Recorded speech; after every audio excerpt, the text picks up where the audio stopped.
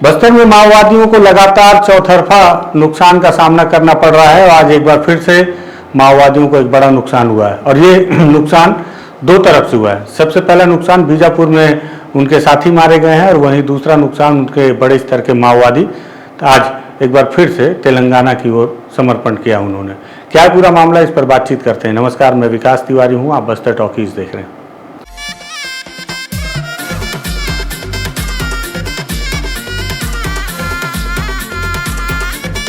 दरअसल लगातार माओवादियों को रोज प्रतिदिन नुकसान पे नुकसान उठाना पड़ रहा है। ये बात अलग है कि माओवादियों के निचले कैडर भी लगातार अलग अलग जगह पर ग्रामीणों को मुखबिरी के नाम पर उनकी हत्या कर रहे हैं और अपनी उपस्थिति दर्ज कराने की कोशिश भी कर रहे हैं। उनके प्रेस नोट भी लगातार आ रहे हैं और अलग अलग माध्यम से उनके द्वारा अपनी बात रखने की कोशिश की जा रही है। लेकिन इसी तारतम्य में पुलिस का जो पलड़ा है वो अभी ज़्यादा भारी नजर आ रहा है। इसी तारतम्य में आज एक बार फिर से माओवादियों को बड़ा नुकसान हुआ है। अभी देर रात पुलिस ने एक प्रेस नोट जारी किया है जिसमें उन्होंने प्रारंभिक जानकारी दी है, जिसमें उन्होंने बताया कि बीजापुर के इलाके में उनके 4 महत्वपूर्ण साथियों को पुलिस ने एक मुठभेड़ में मार गिराया है। पुलिस ने एक प्रेस नोट जारी किया है जिसमें उन्होंने बताया कि बीजापुर जिले में सुरक्षा बल और माओवादियों के बीच ये जो मुठभेड़ हुई है इसमें अब तक 4 माओवादी मारे गए हैं।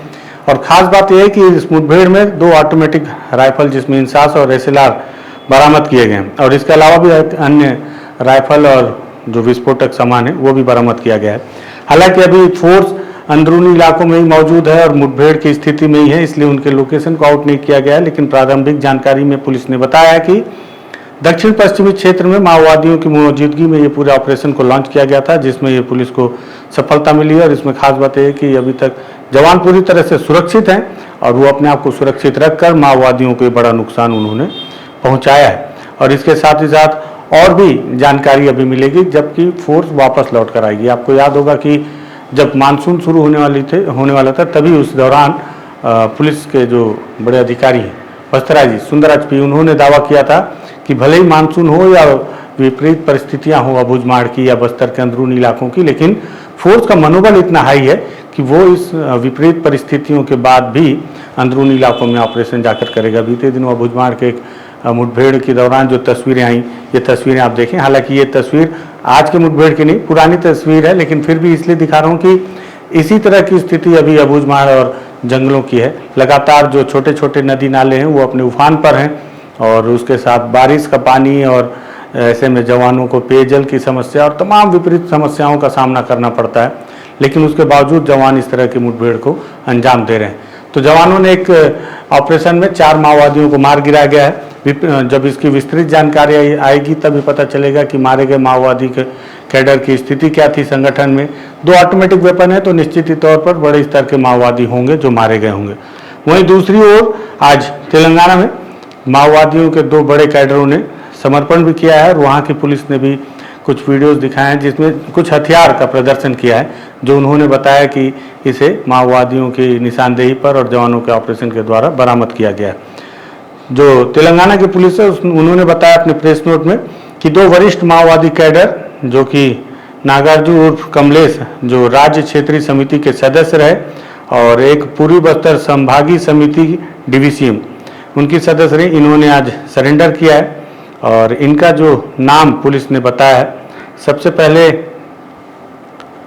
नागराजू हैं और उनकी पत्नी मेनका ज्योतिश्वरी उर्फ अरुणा, ये संभागीय समिति की सदस्य रही, मतलब कि DVCM रही और इन दोनों ने आज सरेंडर कर दिया, जो लगभग 30 साल तक माओवादी पार्टी में सक्रिय रहते हुए कमलेश ने SZC रैंक पूर्वी Bastar DVC Dandakaranya special zonal committee के प्रभारी के रूप में कार्यरत थे और माओवादी पार्टी और केंद्रीय समिति की नीतियों की विफलताओं से निराश थे। ये पुलिस ने अपने प्रेस नोट में कहा है। हालांकि इसको लेकर वो सरेंडर माओवादी का कोई बयान पुलिस ने जारी नहीं किया है। तेलंगाना की पुलिस का काम करने का तरीका थोड़ा सा अलग है। वो बहुत ज़्यादा प्रेस से जो सरेंडर्ड माओवादी उन्हें मिलने की अनुमति नहीं देती, उनके द्वारा ही प्रेस नोट जारी किया जाता है। उन्होंने बताया कि जो सेंट्रल कमेटी है उनकी जो नीतियाँ थी विफल हो रही थी, जिससे ये लोग काफ़ी निराश थे। उनकी पत्नी जो है अरुणा, जो कि mobile academic political organisation school की प्रभारी रहीं, उन्होंने भी कार्यरत थी और वो भी माओवादियों की केंद्रीय समिति की नीतियों से विफलता से निराश थी। पुलिस ने इनको 20-20 हज़ार रुपये का जो है चेक दिया है और साथ ही साथ समर्पण नीति का लाभ जल्द ही जो प्रोसेस है पूरा होने पर उन्हें दिया जाएगा। अधिकारियों ने आंध्र प्रदेश की पुलिस, मैं माफ़ी चाहूँगा, मैं तेलंगाना बोल रहा था, ये आंध्र प्रदेश है। लेकिन एक बात देखिए, हालांकि बीते दिनों बीजापुर में भी एक DKSZC स्तर के माओवादी ने समर्पण किया, जो कि एक बड़ा पद है माओवादी संगठन में, लेकिन उसके बाद जो बड़े स्तर के माओवादी हैं वो तेलंगाना या आंध्र प्रदेश में जाकर समर्पण कर रहे हैं। हालांकि समर्पण का आंकड़ा दंडकारण में भी बहुत है। यहाँ पर भी बीते दिनों मैंने आपको बताया था कैसे 66 माओवादियों ने, जिन पर लगभग पहले पुलिस ने बोला था 2 करोड़ 54 लाख, जिसे फिर बाद में सुधार कर बताया कि 2 करोड़ 38 लाख का इनाम था उन 66 माओवादियों ने जो समर्पण किया, जिसमें एक DKSZC और 4 DVCM भी थे।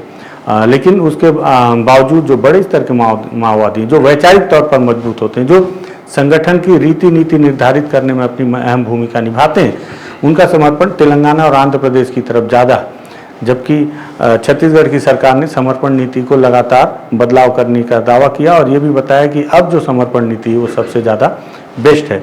उसके बावजूद केवल जो छत्तीसगढ़ के सक्रिय माओवादी उनके द्वारा ही यहाँ समर्पण किया जा रहा है। जो आंध्र या तेलंगाना के माओवादी उनके द्वारा अपने होम राज्य में, उनके गृह राज्य में जाकर समर्पण करने का काम किया जा रहा है। समर्पण किया जा रहा है जिससे कि खून ना बहाया जा सके और ये जो माओवाद है इसे समाप्त करने में सरकार आगे बढ़ सके। हालांकि जब माओवाद समाप्त हो जाएगा उसके बाद क्या होगा ये भी देखना होगा, क्योंकि अभी तो सारी तोहमत माओवाद पर जड़ दी जाती है कि माओवादियों की वजह से कई जगह पर सड़क नहीं बन पा रही, स्कूल नहीं बन पा रहे और सारी चीज़ें हो रही हैं। कल मैंने इस बात को लेकर जब वरिष्ठ पुलिस अधिकारी श्री RK विज सर से पूछा भी था कि केवल बस्तर जैसे इलाके हैं जहाँ पे माओवाद और जिस वजह से पिछड़ापन है, लेकिन इस देश के कई ऐसे इलाके हैं जिन इलाकों में माओवाद है ही नहीं, उन इलाकों में स्कूल, शिक्षा, स्वास्थ्य और मूलभूत व्यवस्थाओं में इतनी कमियाँ क्यों नज़र आती हैं? सरकार वहाँ पर क्यों नहीं इच्छा शक्ति जाहिर कर पाती कि जिस इच्छा शक्ति से बस्तर में काम किया जा रहा है उन इलाकों में भी किया जाना चाहिए। खैर, यह और दूसरे मुद्दे की बात है, लेकिन ये बात भी सच है कि माओवादियों को चौतरफा नुकसान उठाना पड़ रहा है। बीजापुर में 4 माओवादी मारे गए। कल देखना होगा उसका जब विस्तृत रिपोर्ट आएगी उसकी, तो मारे गए माओवादियों से संगठन को कितना नुकसान हुआ ये पता चलेगा। हथियार का नुकसान हुआ ही है, साथ ही साथ वैचारिक तौर पर उन्हें जो बड़ा नुकसान हुआ है कि आंध्र प्रदेश में उनके बड़े स्तर के 2 माओवादी नेताओं ने समर्पण किया है। जो पार्टी की है आगे की रीति नीति हो सकता है पुलिस के सामने उसका खुलासा करें, जिससे माओवादियों को और भी ज़्यादा नुकसान उठाना पड़ सकता है। उनका कहना है कि वो सेंट्रल कमेटी के जो नीतियाँ हैं उससे वो काफ़ी निराश थे, तो सेंट्रल कमेटी को भी अब लग रहा होगा कि उनकी ऐसी कौन सी नीतियाँ हैं जिससे उनके ठीक नीचे स्तर के जो कैडर हैं वो अब उनसे नाराज चल रहे हैं। क्या माओवादी संगठन में एकजुटता की कमी हो गई है? क्या आपसी मतभेद है? और आपसी मतभेद है तो आने वाले समय में कौन बनेगा इस माओवाद संगठन की सबसे खराब स्थिति का महासचिव, ये भी देखना काफ़ी इंटरेस्टिंग होगा, क्योंकि 31 मार्च तक सरकार भले दावा कर रही है कि माओवाद पूरी तरह से खत्म हो जाएगा, लेकिन मुझे लगता है कि सशस्त्र माओवाद खत्म कर दें, लेकिन वैचारिक माओवाद मुझे लगता है कि उसके बाद भी इतनी आसानी से तो नहीं खत्म होगा। अगर वैचारिक माओवाद जिंदा रह गया तो उसका एक महासचिव भी पार्टी जरूर तय करेगी। वो किसे तय करेगी ये भी देखना इंटरेस्टिंग होगा नुकसान के बाद, क्योंकि जो लोग सरेंडर कर रहे हैं, जो लोग मारे जा रहे हैं, उसके बावजूद जो लोग बचे हुए हैं अगर वो सरेंडर नहीं कर रहे हैं तो क्या चाह रहे हैं? क्या वो अभी भी इस पार्टी के साथ जुड़कर लड़ना चाह रहे हैं? ये भी एक बहुत इंटरेस्टिंग सवाल है जिसका जवाब मिल पाना अभी संभव नहीं है, उसके लिए भी हमें इंतजार करना पड़ेगा। मुझे लगा महत्वपूर्ण जानकारी थी, इसलिए इस वीडियो को हमने तैयार किया है। पसंद आए शेयर कीजिएगा, बस्तर टॉकीज को सब्सक्राइब कीजिएगा। धन्यवाद।